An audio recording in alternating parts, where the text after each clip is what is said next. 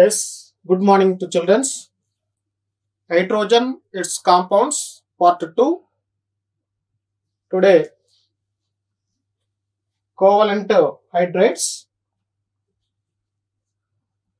మనం నిన్నటి వరకు ఆయానిక్ హైడ్రైడ్స్ అంటే ఏంది డెఫినేషన్ చెప్పినాం. హైడ్రైడ్స్ యొక్క క్లాసిఫికేషన్ లో ionic hydrides, covalent hydrides, metallic hydrides అన్నాం.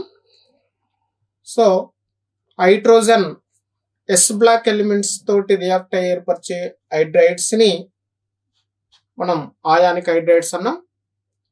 పి బ్లాక్ ఎలిమెంట్స్ తోటి హైడ్రోజన్ రియాక్ట్ అయ్యి ఏర్పరిచేటటువంటి హైడ్రైడ్స్ ని మనం కోవలెంట్ హైడ్రైడ్స్ అన్నాం. ఆయానిక్ హైడ్రైడ్స్ లో బాండ్ నేచర్ ఆయానిక్ బాండ్ ఉంది. సో కోవలెంట్ హైడ్రైడ్ లో bond nature covalent bond nature ఉంటుంది. సో ఈ కోవలెంట్ హైడ్రైడ్స్ అంటే these are the molecular compounds of dihydrogen with most of the P block elements. P block elements అంటే third ఏ group నుండి eighth group elements వరకు మనం P block elements అంటాం. So P block elements లో కూడా మనకు carbon, boron, aluminium, nitrogen and oxygen ఇవన్నీ కూడా పి బ్లాక్ ఎలిమెంట్స్. సో తర్వాత మనం కోవలెంట్ హైడ్రైడ్స్ ని మనం మళ్ళీ 3 types గా మనం క్లాసిఫై చేసినాం.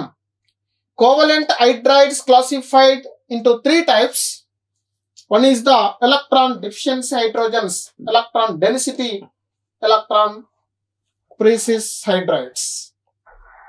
అంటే ఎలక్ట్రాన్లు తక్కువగా ఉన్నటువంటి హైడ్రైడ్స్, ఎలక్ట్రాన్ల సాంద్రత ఉన్నటువంటి హైడ్రైడ్స్, ఎలక్ట్రాన్లు సమానంగా ఉన్నటువంటి హైడ్రైడ్స్. సో ఎలక్ట్రాన్ కొరత కలిగినటువంటి హైడ్రైడ్స్. ఎలక్ట్రాన్ కొరత అంటే ఏంటంటే ఉండవలసిన ఎలక్ట్రాన్ కన్నా తక్కువ ఎలక్ట్రాన్లు ఉండాలి. మరి ఉండవలసిన ఎలక్ట్రాన్ల కన్నా తక్కువ ఎలక్ట్రాన్లు అంటే ఏంటంటే మనం ఒక మాలిక్యూల్ యొక్క లూయిస్ స్ట్రక్చర్ రాయాలి. లూయిస్ నిర్మాణం రాసేటప్పుడు ఆ లూయి నిర్మాణంలో మనం ఎలక్ట్రాన్ రాసేటప్పుడు తక్కువ ఎలక్ట్రాన్లు ఉంటే, అంటే ఆ లూయిస్ నిర్మాణాన్ని రాయడానికి తక్కువ ఎలక్ట్రాన్లు ఉంటే దానిని ఎలక్ట్రాన్ తక్కువగా గల సమ్మేళనం అంటాం. అంటే ఇక్కడ ఈ హైడ్రైడ్స్కి వస్తే ఇక్కడ లూయిస్ స్ట్రక్చర్ రాసేటప్పుడు diborane B2H6, aluminium hydride, boron hydride ఇవన్నీ కూడా covalent hydrides. But it have less electrons in Lewis structure. ఇక్కడ లూయి నిర్మాణంలో ఎలక్ట్రాన్లు తక్కువగా ఉన్నాయి కాబట్టి అది ఎలక్ట్రాన్ తక్కువగా గల hydrides. Example diborane and aluminium hydride. Next goes to electron density hydrides. Electron density, electron సాంద్రత కలిగిన సమ్మేళనాలు, ఎలక్ట్రాన్ సాంద్రత కలిగిన hydrides. Electron density hydrides, these are the molecular hydrides which have excess electrons. ఉండవలసిన ఎలక్ట్రాన్ల కన్నా ఎక్కువ ఎలక్ట్రాన్లు ఉన్నాయి. ఆ ఎలక్ట్రాన్లు ఎట్లా ఉన్నాయి అంటే లోన్ పెయిర్ ఎలక్ట్రాన్ గా ఉన్నాయి. మరి ఇక్కడ ఇవన్నీ కూడా పి బ్లాక్ ఎలిమెంట్స్ ఏర్పరిచేటటువంటివన్నీ కూడా కోవలెంట్ హైడ్రైడ్స్. ఇక్కడ 5th గ్రూప్ ఎలిమెంట్ తర్వాత 6th గ్రూప్ ఎలిమెంట్ అయినటువంటి ఆక్సిజన్, ఇవి రెండు కూడా హైడ్రోజన్లతో ఏర్పడినటువంటి సమ్మేళనాలు. Nitrogen have 1 lone pair electron, oxygen have 2 lone pair electrons. It means these elements have electron density.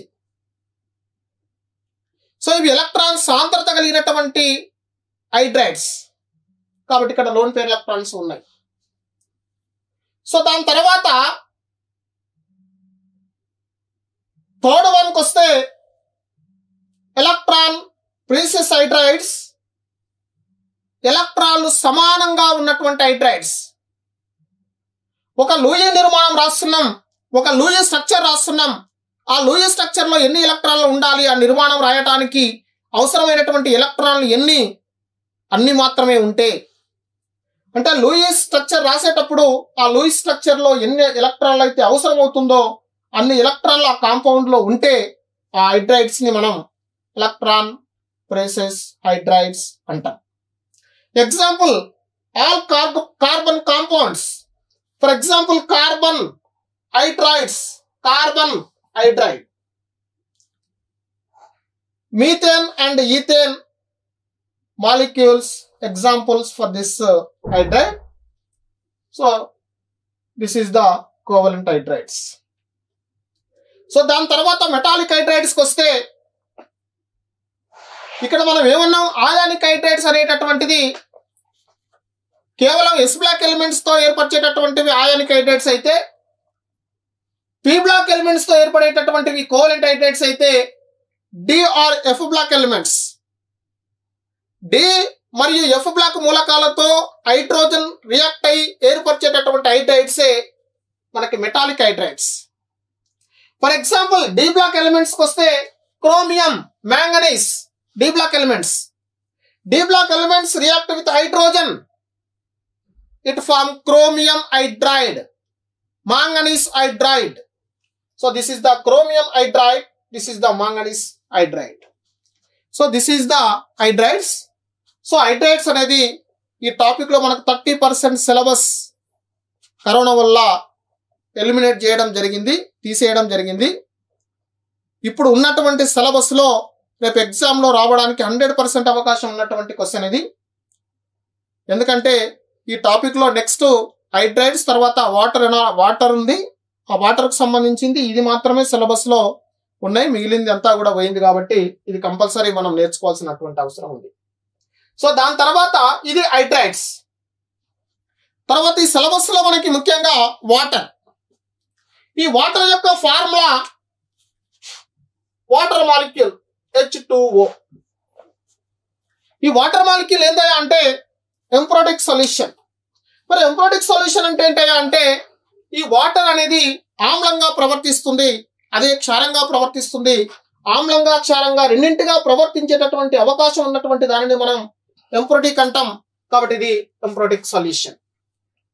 So కాబట్టి ఇక్కడ ఇంకొకటి ఏంటయ్యా అంటే ఈ వాటర్ లో ఆక్సిజన్ ఎలిమెంట్ అనేది 6th గ్రూప్ ఎలిమెంట్. కాబట్టి ఈ 6th గ్రూప్ అయితే ఆక్సిజన్ చుట్టూరు ఒక 6 ఎలక్ట్రాన్ రాద్దాం. ఇట్లా 6 ఎలక్ట్రాన్ రాస్తే ఇక్కడ 2 హైడ్రోజన్లు మాత్రమే బాండ్ లో ఉన్నాయి.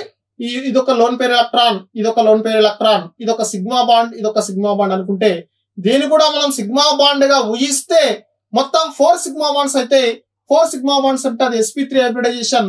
సో sp3 హైబ్రిడైజేషన్ లో ఉంటే ఖచ్చితంగా దాని యొక్క స్ట్రక్చర్, దాని యొక్క బాండ్ యాంగిల్ 109 degrees 28 minutes ఉండాలి. దాని యొక్క స్ట్రక్చర్ టెట్రాహైడ్రల్ ఉండాలి. అంటే వాటర్ యొక్క ఎంప్రోటిక్ సొల్యూషన్ ఇది. ఎంప్రోటిక్ సొల్యూషన్ అంటే ఏంది, ఆ సొల్యూషన్ అనేటటువంటి ఆమ్లంగా ప్రవర్తించాలి, క్షారంగా ప్రవర్తించాలి. అది ఆమ్లంతో రియాక్ట్ అవ్వాలి, క్షారంతో రియాక్ట్ అవ్వాలి. కాబట్టి ఇక్కడ ఈ వాటర్ ని మనం రెండుగా అంటే బ్రౌన్స్టీన్ లౌరీ సిద్ధాంతం ప్రకారం అది ఆమ్లంగా క్షారంగా రెండింటిగా ప్రవర్తిస్తుంది. కాబట్టి దాన్ని మనం ఎంప్రోటిక్ సొల్యూషన్ అనాలి. దాని తర్వాత దాని యొక్క స్ట్రక్చర్ కి వస్తే ఆ స్ట్రక్చర్ లో ఆక్సిజన్ అనేది 6th group element. 6th group element కాబట్టి దాని చుట్టూ ఒక 6 ఎలక్ట్రాన్స్ రాసిన, ఆ 2 హైడ్రోజన్లతో 2 బాండ్స్ రాసిన, మొత్తం ఇక్కడ హైడ్రోజన్ సిగ్మా బాండ్స్, అక్కడ 2 లోన్ పేర్ ఎలక్ట్రాన్ ఉన్నాయి. ఆ లోన్ పేర్ ఎలక్ట్రాన్ మనం 2 ఒక్కొక్కటి ఒక సిగ్మా బంధంగా భావిస్తే మొత్తం 4 సిగ్మా బాండ్స్ అయితే 4 సిగ్మా బాండ్స్ అయితే కాబట్టి 4 సిగ్మా బాండ్స్ ఉంటే sp3 హైబ్రిడైజేషన్ ఉండాలి, sp3 సంకరీకరణ ఉండాలి. ఆ sp3 సంకరీకరణంలో పాల్గొన్న మాలిక్యూల్ యొక్క స్ట్రక్చర్ టెట్రాహైడ్రల్ ఉండాలి. దాని తర్వాత దాని యొక్క బాండ్ యాంగిల్ 109 degrees 28 minutes ఉండాలి. సో అంటే ఇక్కడ దాని యొక్క సంకరీకరణం sp3 సంకరీకరణం ఉండాలి. ఎందుకంటే అందులో 4 సిగ్మా బాండ్స్ ఉన్నాయి. 4 సిగ్మా బాండ్స్ ఉన్నాయి కాబట్టి sp3 సంకరీకరణంలో ఉండాలి. దాని బంధ కోణం 109 degrees 28 seconds బంధ కోణాన్ని కలిగి ఉండాలి. కానీ ఇక్కడ ఏం చెప్తున్నాం అంటే అక్కడ లోన్ పేర్ ఎలక్ట్రాన్స్ 2 ఉన్నాయి. 2 లోన్ పేర్ ఎలక్ట్రాన్స్ అంటే 2 బంధంలో పాల్గొనకుండా ఉన్న లోన్ పేర్ ఎలక్ట్రాన్లకి బంధంలో ఉన్నటువంటి పేర్ ఎలక్ట్రాన్స్ మధ్యన రిపల్షన్ ఉండటం వల్ల దాని bond angle 104 degrees or 105 degrees కి పడిపోతూ దీని షేప్ మాత్రం వి షేప్ కి వస్తుంది. ఓకేనా? ఇది మనకి వాటర్ కి సంబంధించింది. సో దాని తర్వాత వాటర్ క్లాసిఫికేషన్ ఉంది. ఆ వాటర్ క్లాసిఫికేషన్ లో మనం వాటర్ ని 2గా క్లాసిఫై చేస్తున్నాం. ఒకటి సాఫ్ట్ వాటర్, ఇంకొకటి హార్డ్ వాటర్. మరి సాఫ్ట్ వాటర్ అంటే ఏం చెప్పాలి, హార్డ్ వాటర్ అంటే ఏం చెప్పాలయ్యా అంటే ఇప్పుడు ఇక్కడ సబ్బుతో నురగనిచ్చేటటువంటి నీరు, సబ్బుతో నురగనిచ్చేటటువంటి జలాన్ని మనం సాఫ్ట్ వాటర్ అనాలి. అదే సబ్బుతో నురగను ఇవ్వని జలాన్ని హార్డ్ వాటర్ అనాలి. మరి హార్డ్ వాటర్ కి సాఫ్ట్ వాటర్ అంటే హార్డ్ వాటర్ ని మనం సాఫ్ట్ వాటర్ కి ఎట్లా మార్చాలి, అసలు హార్డ్ వాటర్ ఏర్పడడానికి కలిగినటువంటి కారణాలు ఏంది, hard water soft water hard water గా ఉండడానికి రీజన్ ఏంది అనేది మనం చూద్దాం. Classification of water. వాటర్ ని మనం రెండు రకాలుగా వర్గీకరిస్తాం. ఒకటి సాధు జలం, ఇంకొకటి కఠిన జలం. Soft water and hard water. Soft water అంటే ఏంటంటే water which gives lather with soap is called soft water. సబ్బుతో నురగనిచ్చేటటువంటి జలాన్ని మనం సాధు జలం అనాలి. సబ్బుతో నురగను ఇవ్వని జలాన్ని మనం కఠిన జలం అనాలి. Water which does not give lather with soap is called hard water. సబ్బుతో నురగను ఇచ్చే జలాన్ని మనం సాధు జలం అనాలి. సబ్బుతో నురగను ఇవ్వనటువంటి జలాన్ని కఠిన జలం అనాలి. మరి ఇక్కడ హార్డ్ వాటర్ కి రీజన్స్ ఏంటి? మళ్ళీ హార్డ్ వాటర్ మనం రెండుగా క్లాసిఫై చేసినాం. Hard water classified into 2 types. ఒకటి temporary hard water, second one is permanent hard water. So temporary hard water కి పర్మనెంట్ హార్డ్ వాటర్. అసలు హార్డ్నెస్, వాటర్ కి హార్డ్నెస్ ఎందుకు వస్తుంది అంటే ఆ వాటర్ లో డిజాల్వ్ అయినటువంటి calcium, magnesium bicarbonates, sulphates, chlorides. Exam లో ఒక 2 మార్క్ క్వశ్చన్ వస్తుంది. హార్డ్ వాటర్ కు రీజన్ ఏంటి, కఠిన జలం ఏర్పడడానికి గల కారణాలు అంటే వాటర్లో కాల్షియం యొక్క బైకార్బోనేట్లు కానీ, మెగ్నీషియం యొక్క బైకార్బోనేట్లు కానీ, కాల్షియం యొక్క క్లోరైడ్లు కానీ, కాల్షియం యొక్క సల్ఫేట్లు కానీ, మెగ్నీషియం యొక్క క్లోరైడ్ కానీ, మెగ్నీషియం యొక్క సల్ఫైట్లు వాటర్లో డిజాల్వ్ అయి ఉండడం వల్ల ఆ వాటర్కి హార్డ్నెస్ వస్తుంది. సో హార్డ్నెస్ని మనం రెండు రకాలుగా క్లాసిఫై చేసినాం. ఒకటి hard water, another one is temporary hardness of water, permanent hardness of water. So temporary hardness of water, temporary hardness is due to the presence of calcium, magnesium bicarbonates. It can removed by boiling method and caloric method. అంటే hard water ని మనం permanent hard water అన్నాం, తర్వాత temporary hard water అన్నాం. So ఈ temporary hard water ని మనం soft water గా మార్చాలి, సాఫ్ట్ వాటర్ గా చేంజ్ చేయాలి. తాత్కాలిక కఠిన జలాన్ని మృదు జలంగా మార్చాలి.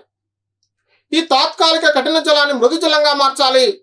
టెంపరరీ హార్డ్నెస్ ఆఫ్ వాటర్ ని సాఫ్ట్ వాటర్ గా మార్చాలి.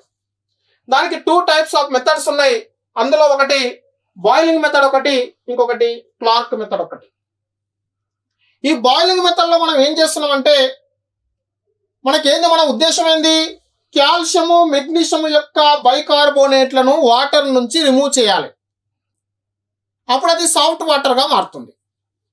సో కాబట్టి ఇక్కడ టెంపరరీ హార్డ్నెస్ ఆఫ్ వాటర్ ని మనం సాఫ్ట్ వాటర్ గా మార్చాలి. Temporary hardness of water reduced to soft water.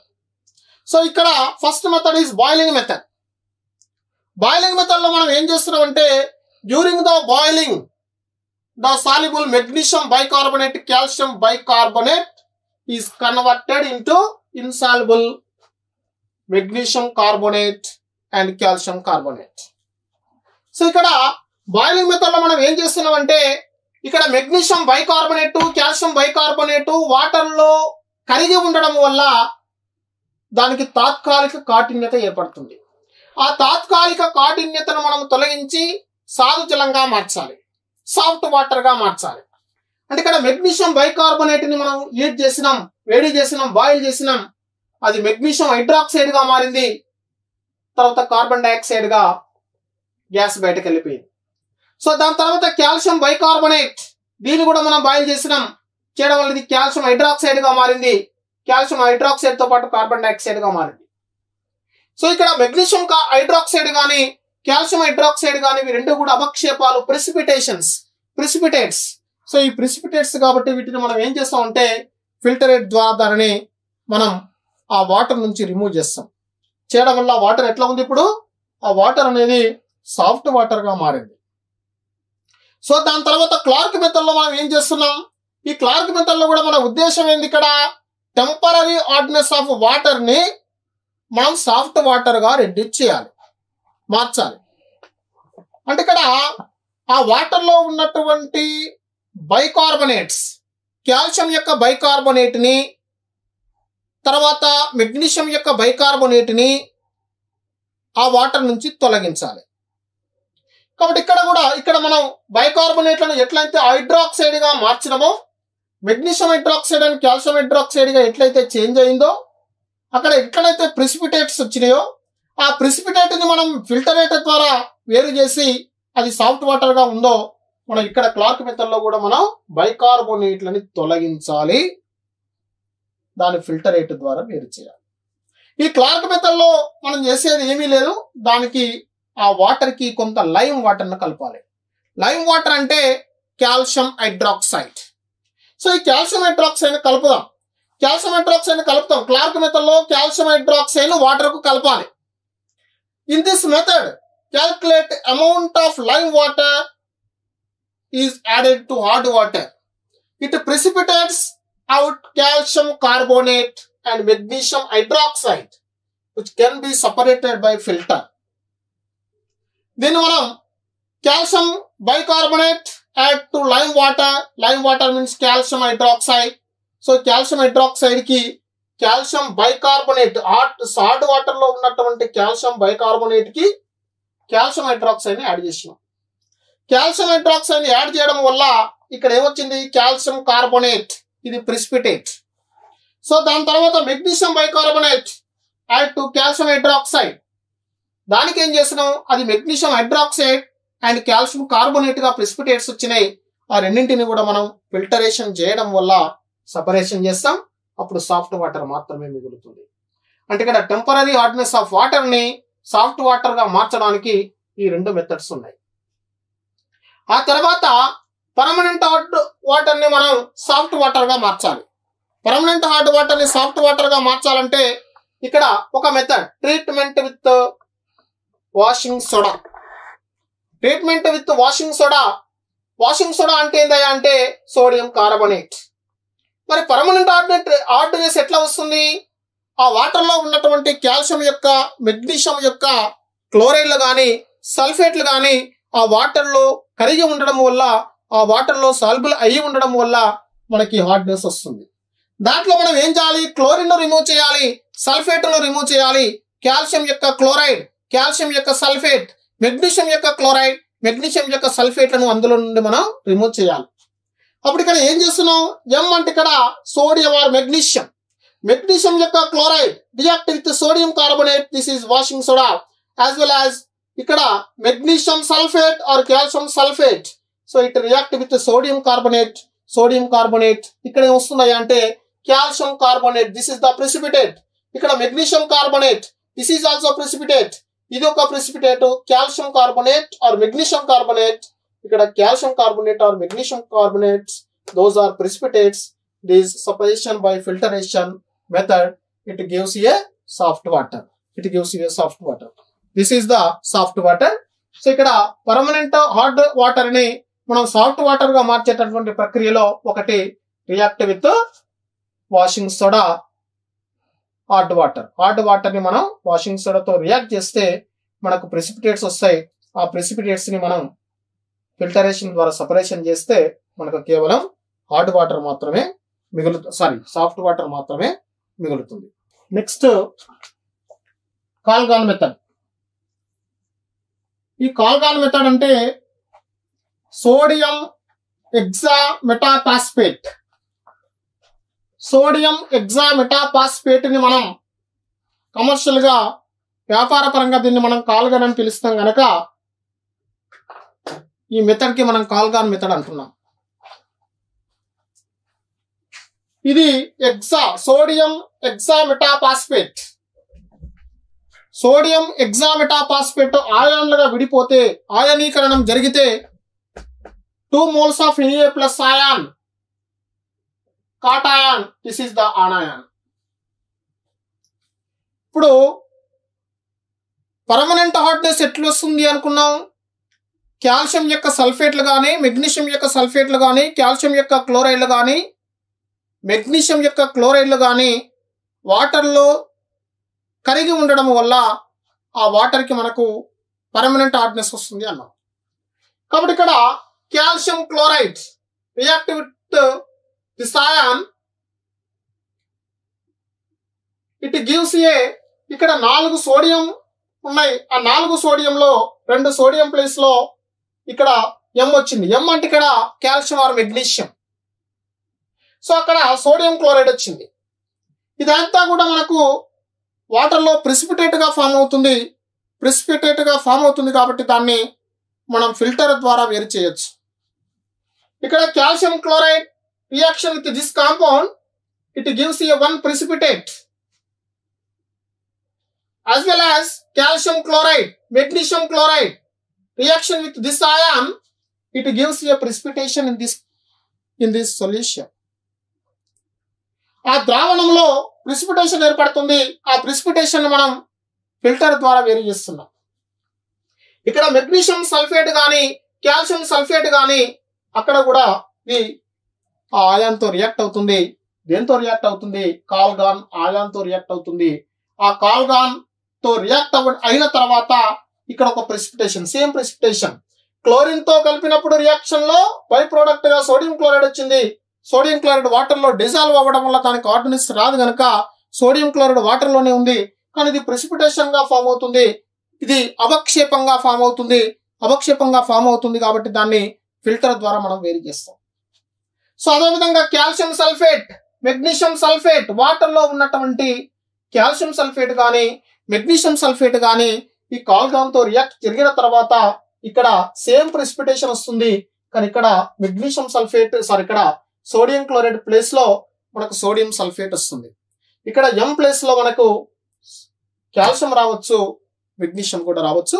So ఇక్కడ ఈ విధంగా ప్రెసిపిటేషన్ ఫామ్ అవుతుంది కాబట్టి మనకి ఇది అంతా మన ఫిల్టరేషన్ ద్వారా మనం వేరు చేస్తాం.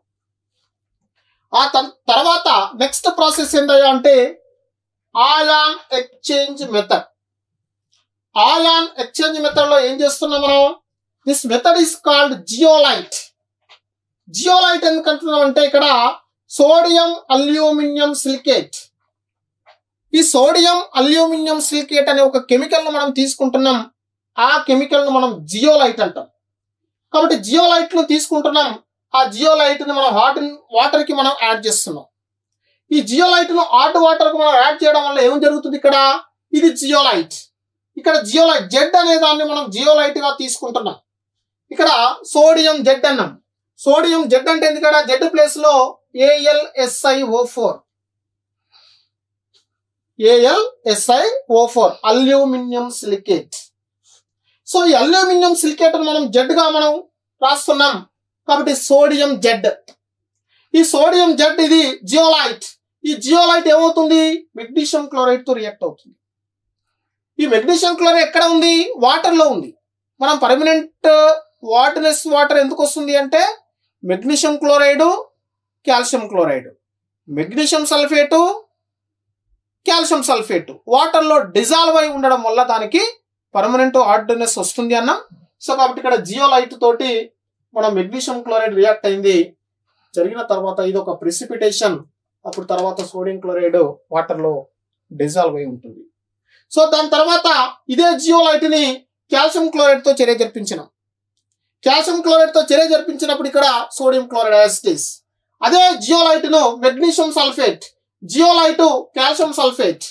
సో ఇవన్నీ కూడా మనకు జియోలైట్ ప్రాసెస్ లో, ఆయాన్ ఎక్స్చేంజ్ ప్రాసెస్ లో ఈ హార్డ్నెస్ కు సంబంధించి పర్మనెంట్ హార్డ్నెస్ కి ఏవైతే కారణంగా ఉన్నటువంటి మెగ్నీషియం క్లోరైడ్లు కానీ, తర్వాత కాల్షియం క్లోరైడ్లు కానీ, మెగ్నీషియం సల్ఫేట్లు కానీ, కాల్షియం సల్ఫేట్లు కానీ ఈ వాటర్లో కరిగి ఉంటాయి.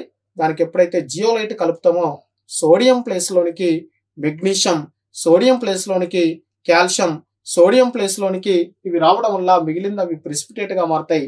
ప్రెసిపిటేట్ గా మారిన తర్వాత వాటిని ఫిల్టరేట్ చేస్తాం, ఫిల్టర్ ద్వారా వేరు చేస్తాం, మిగిలిన వాటర్ అది సాఫ్ట్ వాటర్ గా ఉంటుంది. Okay, this is the Ayaan exchange method. Next synthetic resins method. ఇందులో మనం ఆర్గానిక్ కాంపౌండ్స్ ని యూజ్ చేస్తాం. ఇది ఈ రోజులలో ఇప్పుడు హార్డ్ వాటర్ ను సాఫ్ట్ వాటర్ గా మార్చేటటువంటి మెథడ్ లో ఈ మెథడ్ ను మనం యూజ్ చేసుకుంటున్నాం. So nowadays hard water is soft water by using synthetic cation exchange and anion exchange. అంటే మనకు అక్కడ Mg+2 అది కాటాయన్ ఎక్స్చేంజ్ అవ్వాలి. ఆ తర్వాత Ca+2 అది కూడా ఒక కాటాయన్ ఎక్స్చేంజ్ కావాలి. అంటే ఆ కాటాయన్ ప్లేస్ లోనికి ఇంకొక కాటాయన్ రావాలి. అదేవిధంగా క్లోరైడ్ Cl-, సల్ఫేట్ SO4-2 అవి రెండు కూడా ఆనాయన్స్ లోనికి ఇంకో ఆనాయన్ ఎక్స్చేంజ్ అవ్వాలి. దానినే మనం ఎక్స్చేంజ్ మెథడ్ అంటున్నాం. కాబట్టి ఇక్కడ RNA this is the solid, M+2 this is the cation ఏమైంది, కాటాయన్ లోనికి ఎక్స్చేంజ్ అయింది. కాబట్టి Na+ బయటకు వచ్చింది, M+2 ఇక్కడికి వచ్చింది. అంటే కాటాయన్ ఎక్స్చేంజ్ గా మారింది. తర్వాత ఇక్కడ మినరలైజ్ అయిన తర్వాత ఆనాయన్ ఎక్స్చేంజ్ అయింది. ఆనాయన్ ఎట్లా ఎక్స్చేంజ్ అయింది అంటే H+ బయటకు వచ్చింది, M+ లోపలికి పోయింది. అంటే ఇక్కడ R అనేటటువంటిది M+2 తో రియాక్ట్ అయింది. M+2 తో రియాక్ట్ అయింది కాబట్టి ఇక్కడ ఏమైంది, ఇక్కడ మనం ఏమన్నాం, ఆయాన్ ఎక్స్చేంజ్ మెథడ్ అన్నాం. ఆయాన్ ఎక్స్చేంజ్ మెథడ్ లో కాటాయన్ ఎక్స్చేంజ్ అన్నాం. కాటాయన్ ఎక్స్చేంజ్ అంటే Na+ బయటికి వెళ్ళాలి, Na+ అనేది కాటాయన్ ప్లేస్ లో మరొక కాటాయన్ ఎక్స్చేంజ్ అయింది. ఎక్స్చేంజ్ కావడం వల్ల ఇక్కడ ప్రెసిపిటేషన్ ఏర్పడుతుంది. ఆ ప్రెసిపిటేషన్ వల్ల మనకి ఏమవుతుంది, హార్డ్ వాటర్ సాఫ్ట్ వాటర్ గా మారింది. సో దాని తర్వాత pure demineralised water free from all soluble mineral salts in obtained by processing water successfully through a cation exchange and an anion exchange. Cation exchange ఏర్పడాలి, తర్వాత ఆనాయన్ కూడా ఎక్స్చేంజ్ అవ్వాలి. అంటే ఇక్కడ ఏంది, కాటాయన్ ప్లేస్ లో ఇంకొక కాటాయన్ గా మారడం, ఆనాయన్ ప్లేస్ లో ఇంకొక ఆనాయన్ రావడం. అంటే క్లోరిన్ ప్లేస్ లో ఇంకొక ఆనాయన్ మారటం. అదే విధంగా కాటాయన్ ఇక్కడ మెగ్నీషియం+2 ఉంది. మెగ్నీషియం+2 దేంతో రియాక్ట్ అయింది, R తో రియాక్ట్ అయింది. R కు ఒక కాంపౌండ్ ఏర్పడ్డది, Na+ బయటకు వెళ్ళిపోయింది. అదే ఇక్కడ కాల్షియం తీస్తే కాల్షియం, ఇక్కడ Na+ లో కాల్షియం వస్తుంది. తర్వాత ఇది మనకు సింథటిక్ రెజిన్స్ మెథడ్. ఈ విధంగా మనం హార్డ్ వాటర్ ని మనం సాఫ్ట్ వాటర్ గా మారుస్తాం. సో ఇందులో ఇది కూడా ఒక important question. Hard water soft water గా మార్చేటటువంటిది. సో ఆ వాటర్ ని మనం 2 టైప్స్ గా క్లాసిఫికేషన్ జరిగింది. అందులో ఒకటి సాఫ్ట్ వాటర్, ఇంకొకటి హార్డ్ వాటర్. సాఫ్ట్ వాటర్ అంటే సాధు జలం, హార్డ్ వాటర్ కఠిన జలం. సాధు జలం అంటే సబ్బుతో నురగను ఇచ్చేటటువంటి జలాన్ని సాధు జలం అనాలి. సబ్బుతో నురగను ఇవ్వకపోతే ఆ జలాన్ని కఠిన జలం అనాలి. సో కఠిన జలాన్ని సాధు జలంగా మార్చడానికి, కఠిన జలాన్ని సాధు జలంగా మార్చడానికి మనకు వివిధ రకాల పద్ధతులు ఉన్నాయి. అందులో సాధు జలం కఠిన జలంగా ఉండటానికి రీజన్స్ ఏంటంటే, అది ఒకటి, అందులో ఆ వాటర్లో కాల్షియం యొక్క సల్ఫేట్లు, మెగ్నీషియం యొక్క సల్ఫేట్లు, కాల్షియం క్లోరైడ్లు, మెగ్నీషియం క్లోరైడ్లు అందులో డిజాల్వ్ అయి ఉండడం వల్ల దీనికి కాఠిన్యత వస్తుంది. ఈ కాఠిన్యతను హార్డ్నెస్ ని సాఫ్ట్నెస్ గా మార్చడానికి పర్మనెంట్ హార్డ్నెస్ ఆఫ్ వాటర్ ఎట్లా మారవాలి, తర్వాత టెంపరీ హార్డ్నెస్ ఆఫ్ వాటర్ ని సాఫ్ట్ వాటర్ ఎట్లా మారవాలి, పద్ధతులు మనం నేర్చుకున్నాం. ఆ తర్వాత హెవీ వాటర్ అనేది ఒకటి ఉంది, డ్యూటీరియం అనేది హైడ్రోజన్ యొక్క ఐసోటోప్ అనేది ఆక్సిజన్ తో రియాక్ట్ అయింది. ఆక్సిజన్ తో రియాక్ట్ అయిన తర్వాత ఏర్పడేటటువంటిది డ్యూటీరియం ఆక్సైడ్. ఈ డ్యూటీరియం ఆక్సైడ్ ని మనం హెవీ వాటర్ అంటాం. ఈ హెవీ వాటర్ అంటాం కాబట్టి ఈ వాటర్ కి ఉండేటటువంటి రసాయన ధర్మాలు, వాటర్ కి ఎలాంటి రసాయన ధర్మాలు ఉన్నాయో ఈ హెవీ వాటర్ అంటే డ్యూటీరియం ఆక్సైడ్ కు కూడా అదే రకమైనటువంటి కెమికల్ ప్రాపర్టీస్ ఉన్నాయి. అందులో కొన్ని కెమికల్ ప్రాపర్టీస్ ఏంటి అంటే, ఇక్కడ కాల్షియం కార్బైడ్ మనం హైడ్రాలసిస్ చేస్తాం. కాల్షియం కార్బైడ్ హైడ్రాలసిస్ చేస్తే ఏమొస్తుంది, కాల్షియం కార్బైడ్ ని హైడ్రాలసిస్ చేస్తే వచ్చేటటువంటిది C H triple bond C H, C H triple bond C H అంటే ఇది ఎసిటలిన్ అంటాం. ఇక్కడ కూడా ఇక్కడ హైడ్రోజన్ ప్లేస్ లో ఏముంది, డి ఉంది. డి అంటే ఏంది, డ్యూటీరియం. సో ఇక్కడ కాల్షియం కార్బైడ్ మనం హైడ్రాలసిస్ చేస్తే ఏ విధంగా అయితే ఎసిటలిన్ వచ్చిందో ఇక్కడ కూడా హైడ్రోజన్ ప్లేస్ లో డ్యూటీరియం రావాలి. అదే విధంగా సల్ఫర్ ట్రయాక్సైడ్, సల్ఫర్ ట్రయాక్సైడ్ మనం హైడ్రాలసిస్ చేస్తాం. సల్ఫర్ ట్రయాక్సైడ్ హైడ్రాలసిస్ చేస్తే సల్ఫ్యూరిక్ ఆమ్లం రావాలి. సల్ఫ్యూరిక్ ఆమ్లం ఎట్లా వస్తుంది, ఇక్కడ ఇక్కడ SO3, SO3 ని మనం H2O అంటాం. H2O అంటే ఇక్కడ H2SO4, H2SO4 వస్తుంది. హైడ్రోజన్ ప్లేస్ లో ఏం రావాలి, డి రావాలి, డ్యూటీరియం రావాలి. అదే విధంగా అల్యూమినియం కార్బైడ్, అల్యూమినియం కార్బైడ్ ను హైడ్రాలసిస్ చేస్తే ఏం రావాలి, CH4 రావాలి. CH4 అంటే మీథేన్. సో ఇక్కడ CH4 H ప్లస్ లో మనకి ఇక్కడ డ్యూటీరియం వస్తుంది. కాబట్టి ఈ విధంగా హెవీ వాటర్ యొక్క రసాయన ధర్మాలు, హెవీ వాటర్ యొక్క భౌతిక ధర్మాలు వాటిని పోలి ఉంటాయి. కాబట్టి ఈ డ్యూటీరియం అనేది హైడ్రోజన్ యొక్క ఐసోటోప్, హైడ్రోజన్ యొక్క ఐసోటోప్ యొక్క హెవీ వాటర్ అంటే దీనిని తెలుగులో భారజలం అంటాం. భారజలం అంటే మన డెఫినేషన్ ఏం రాయాలంటే డ్యూటీరియం యొక్క ఆక్సైడ్ ని భారజలం అనాలి. డ్యూటీరియం యొక్క ఆక్సైడ్ ఏమనాలి, భారజలం అనాలి. కాబట్టి కాల్షియం కార్బైడ్ ను మనం జల విశ్లేషణ చేస్తే ఎసిటలిన్ వస్తుంది. ఎసిటలిన్ యొక్క ఫార్ములా C2H2. కాబట్టి ఇక్కడ కాల్షియం కార్బైడ్ ని కూడా డ్యూటీరాలసిస్ చేస్తే ఇది వస్తుంది. తర్వాత సల్ఫర్ ట్రయాక్సైడ్ మనం జల విశ్లేషణ చేస్తే సల్ఫ్యూరిక్ ఆమ్లం రావాలి. సల్ఫ్యూరిక్ ఆమ్లం యొక్క ఫార్ములా H2SO4. సో కాబట్టి H ప్లేస్ లో D వస్తుంది. కాబట్టి ఇది D2SO4. అదేవిధంగా అల్యూమినియం కార్బైడ్ ని మనం జల విశ్లేషణ చేస్తే మీథేన్ రావాలి. మీథేన్ అంటే CH4 ఫార్ములా H ప్లేస్ లో D వస్తుంది. So this is the hydrogen, it's compound. ఇందులో మనకు ఒక 4 మార్కుల క్వశ్చన్ వస్తుంది. కాబట్టి ఇందులో ఇంపార్టెంట్ క్వశ్చన్స్, ఇది హార్డ్ వాటర్ ని సాఫ్ట్ వాటర్ గా మార్చేటటువంటి ప్రక్రియలు, ఒకటి హైడ్రైడ్స్, ఇవి జాగ్రత్తగా చదువుకోండి. Okay, thank you.